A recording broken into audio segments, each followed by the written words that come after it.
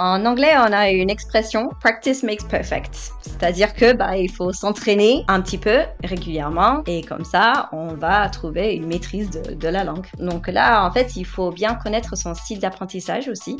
Il y a des gens qui apprécient plus écouter la langue, lire la langue. Il y en a qui aiment bien associer un mouvement à l'apprentissage. Donc il faut vraiment tester tous les moyens et ça peut être vraiment les petits trucs, simples, mais peut-être un peu bêtes. Mais par exemple, mettre des post-it un peu partout dans la maison, soit pour apprendre, donc ça c'est le mur, j'accroche mon post-it, j'écris le mot wall. Sinon, pour avoir des expressions et on peut vraiment faire le tour d'une salle en regardant par exemple les mots, en les répétant à haute voix et comme ça, ça finit par rentrer. On peut aussi essayer de chercher des paires de mots par exemple.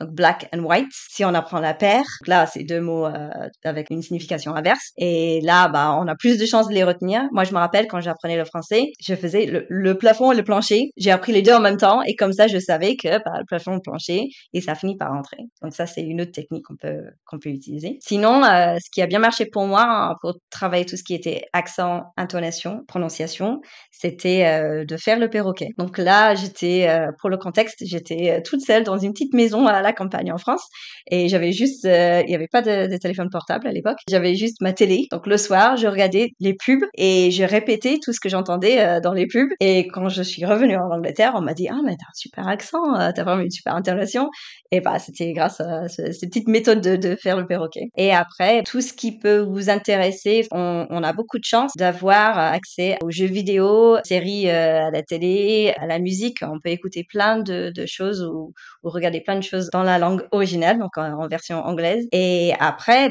ça peut nous aider aussi à apprendre, à en faire l'éponge un peu, et puis on finit par apprendre petit à petit.